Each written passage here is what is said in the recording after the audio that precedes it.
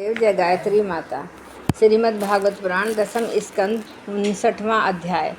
भौमासुर का उद्धार और 16,100 राजकन्याओं के साथ भगवान का विवाह। राजा परीक्षित ने पूछा, भगवान श्री कृष्ण ने भौमासुर को, जिसने उन स्त्रियों को बंदी गृह में डाल रखा था, क्यों और कैसे मारा? आप कृपा करके श्रांग धनुषधारी भगवान श्री कृष्ण का यह चरित्र सुनाइए। श्री सुखदेव जी ने कहा, परीक्षित, भौमासुर ने वरुण का छत्र, माता अदिति के कुंडल और मेरु पर्वत पर स्थित देवताओं का मणि पर्वत नामक स्थान छीन लिया था। इस पर सबके राजा इंद्र द्वारिका में आए और उसकी एक एक करतूत उन्होंने भगवान श्री कृष्ण को सुनाई। अब भगवान श्री कृष्ण अपनी प्रिय पत्नी सत्यभामा के साथ गरुड़ पर सवार हुए और भौमासुर की राजधानी प्रागज्योतिषपुर में गए। प्रागज्योतिषपुर में प्रवेश करना बहुत कठिन था। पहले तो उसके चारों ओर पहाड़ों की किलेबंदी थी, उसके बाद शस्त्रों का घेरा लगाया हुआ था, फिर जल से भरी खाई थी, उसके बाद आग या बिजली की चार दीवारी थी, उसके भीतर वायु गैस बंद करके रखा गया था। उससे भी भीतर मूर दैत्य ने नगर के चारों ओर अपने 10,000 घोर एवं सुदृढ़ फंदे जाल बिछा रखे थे। भगवान श्री कृष्ण ने अपनी गदा की चोट से पहाड़ों को तोड़ फोड़ डाला और शस्त्रों की मोर्चेबंदी की बाणों से छिन्न भिन्न कर दिया। चक्र के द्वारा अग्नि, जल और वायु की चार दीवारियों को तहस नहस कर दिया और मूर दैत्य के फंदों को तलवार से काट कूट कर अलग रख दिया। जो बड़े बड़े यंत्र मशीनें वहां लगी हुई थी, उनको तो तथा वीर पुरुषों के हृदय को शंखनाद से विदीर्ण कर दिया और नगर के परकोटे पर गदाधर भगवान ने अपनी भारी गदा से ध्वंस कर डाला। भगवान के 5 जन्य शंख की ध्वनि प्रलयकालीन बिजली की कड़क के समान महाभयंकर थी। उसे सुनकर मूर दैत्य की नींद टूटी और वह बाहर निकल आया। उसके 5 सिर थे और अब तक वह जल के भीतर सो रहा था। वह दैत्य प्रलयकालीन सूर्य और अग्नि के समान प्रचंड तेजस्वी था। वह इतना भयंकर था कि उसकी ओर आंख उठाकर देखना भी आसान काम नहीं था। उसने त्रिशूल उठाया और इस प्रकार भगवान की ओर दौड़ा जैसे सांप गरुड़ जी पर टूट पड़े। जिस समय ऐसा मालूम होता था कि मानो वह अपने 5 मुखों से त्रिलोकी को निगल जाएगा, उसने अपने त्रिशूल को बड़े वेग से घुमाकर गरुड़ जी पर चलाया और फिर अपने 5 मुखों से घोर सिंहनाद की। उसके सिंहनाद का महान शब्द पृथ्वी, आकाश, पाताल और 10 दिशाओं में फैलकर सारे ब्रह्मांड में भर गया। भगवान श्री कृष्ण ने देखा कि मूर दैत्य का त्रिशूल गरुड़ की ओर बड़े वेग से आ रहा था। तब अपना हस्त कौशल दिखाकर फुर्ती से उन्होंने 2 बाण मारे, जिनसे वह त्रिशूल कटकर 3 टूक हो गया। इसके साथ ही मूर दैत्य के मुखों में भी भगवान ने बहुत से बाण मारे। इससे वह दैत्य अत्यंत क्रुद्ध हो उठा और उसने भगवान पर अपनी गदा चलाई, परंतु भगवान श्री कृष्ण ने अपनी गदा के प्रहार से मूर दैत्य की गदा को अपने पास पहुंचने के पहले ही चूर चूर कर दिया। अब वह अस्त्रहीन हो जाने के कारण अपनी भुजाएं फैलाकर श्री कृष्ण की ओर दौड़ा और उन्होंने खेल खेल में ही चक्र से उसके 5 सिर उतार दिए। सिर कटते ही मूर दैत्य के प्राण पखेरु उड़ गए और वह ठीक वैसे ही जल में गिर पड़ा जैसे इंद्र के वज्र से शिखर कट जाने पर कोई ताम्र अंतरिक्ष चरमण विभासु वसु नभसान और अरुण ये अपने पिता की मृत्यु से अत्यंत शोकाकुल हो उठे और फिर बदला लेने के लिए क्रोध से भरकर शस्त्रास्त्र सुसज्जित हो गए और तथा पीठ नामक दैत्य को अपना सेनापति बनाकर भौमासुर के आदेश से श्री कृष्ण पर चढ़ गए। वे वहां आकर बड़े क्रोध से भगवान श्री कृष्ण पर बाण, खड्ग, गदा, शक्ति, दृष्टि और त्रिशूल आदि प्रचंड शस्त्रों की वर्षा करने लगे। परीक्षित, भगवान की शक्ति अमोघ और अनंत है। उन्होंने अपने बाणों से उनके कोटि कोटि शस्त्रास्त्र तिल तिल करके काट गिराए। भगवान के शस्त्र प्रहार से सेनापति, पीठ और उसके साथी दैत्यों के सिर, जांघें, भुजा, पैर और कवच कट गए। उन सभी को भगवान ने यमराज के घर पहुंचा दिया। जब पृथ्वी के पुत्र नरकासुर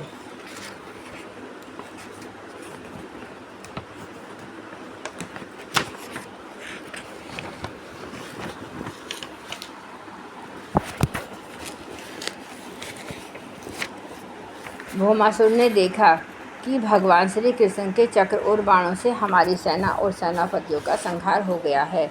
तब उसे ऐसा क्रोध हुआ और वह समुद्र तट पर पैदा हुए बहुत से मद वाले हाथियों की सेना लेकर नगर से बाहर निकला। उसने देखा भगवान श्री कृष्ण अपनी पत्नी के साथ आकाश में गरुड़ पर स्थित है, जैसे सूर्य के ऊपर बिजली के साथ वर्षाकालीन शाम मेघ शोभायमान हो। भौमासुर ने स्वयं भगवान के ऊपर शतघ्नी नाम की शक्ति चलाई और उसके सब सैनिकों ने भी एक ही साथ उन पर अपने अपने अस्त्र शस्त्र छोड़े। अब भगवान श्री कृष्ण भी चित्र विचित्र पंख वाले पीछे तीखे तीखे बाण चलाने लगे। इससे उसे समय भौमासुर के सैनिकों की भुजाएं, जांघें, गर्दन और धड़ कट कट कर गिरने लगे। हाथी और घोड़े भी मरने लगे। परीक्षित भौमासुर के सैनिकों ने भगवान पर जो जो अस्त्र शस्त्र चलाए थे, उनमें से प्रत्येक को भगवान ने 3-3 तीखे बाणों से काट गिराया। उस समय भगवान श्री कृष्ण गरुड़ जी पर सवार थे। गरुड़ जी अपने पंखों से हाथियों को मार रहे थे। उनकी चोंच, पंख और पंजों को मार से हाथियों को बड़ी पीड़ा हुई और वे सबके सब आर्त होकर युद्ध भूमि से भागकर नगर में घुस गए। अब वहाँ अकेला भौमासुर ही लड़ता रहा। अब जब उसने देखा कि गरुड़ जी की मार से पीड़ित होकर मेरी सेना भाग रही है, तब उसने उन पर वह शक्ति चलाई जिसने ब्रज को भी विफल कर दिया।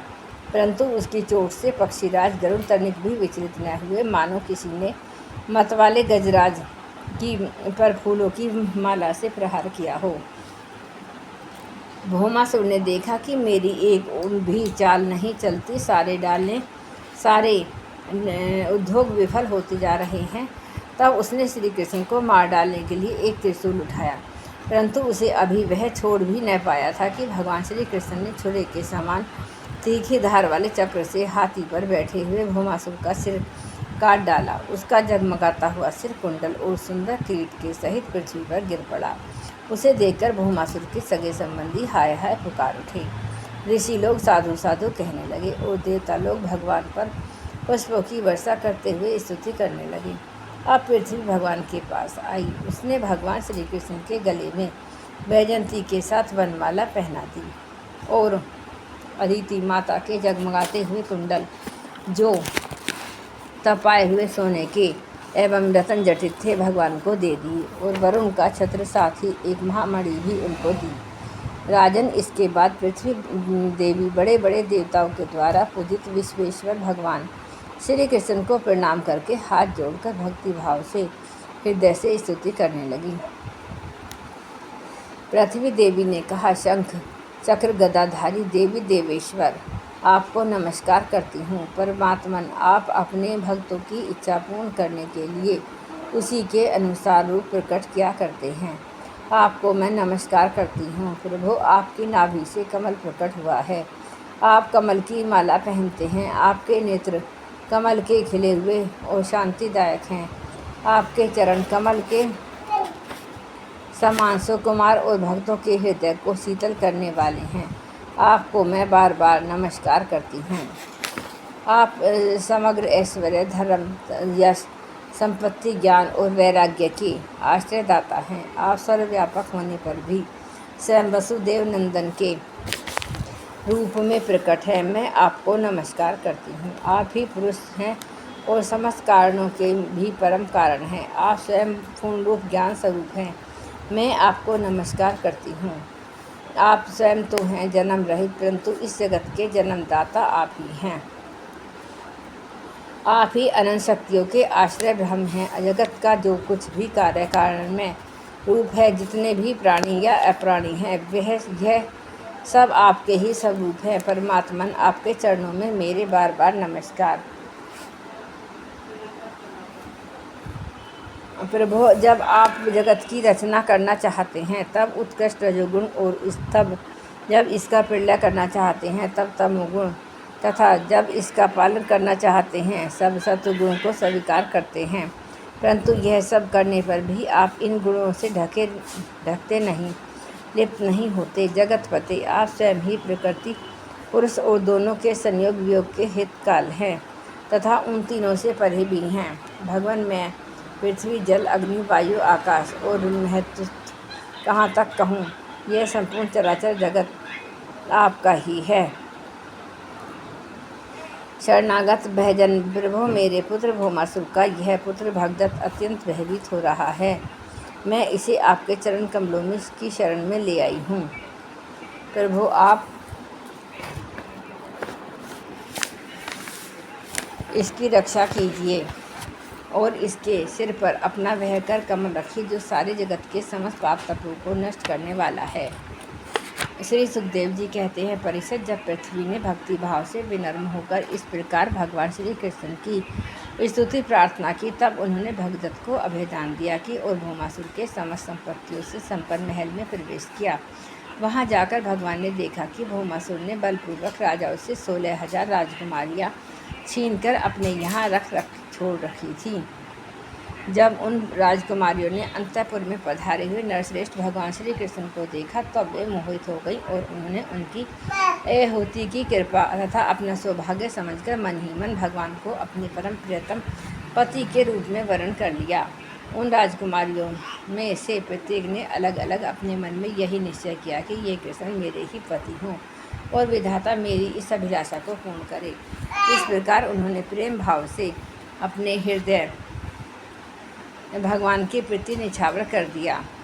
तब भगवान श्री कृष्ण ने उन राजकुमारियों को सुंदर सुंदर निर्मल वस्त्र आभूषण पहनाकर पालकियों से द्वारका भेज दिया और उनके साथ ही बहुत से खजाने, रथ, घोड़े, अतुल संपत्ति भी भेजी। ऐरावत के वंश में उत्पन्न हुए अत्यंत वेगवान 4 दांतों वाले सफ़ेद रंग के 64 हाथी भी भगवान ने वहां से द्वारिका भेजे। इसके बाद भगवान श्री कृष्ण अमरावती में स्थित देवराज इंद्र के महलों में गए। वहाँ देवराज इंद्र ने अपनी पत्नी इंद्राणी के साथ सत्यभामा जी और भगवान श्री कृष्ण की पूजा की। तब भगवान ने अदिति के कुंडल उन्हें दे दिए।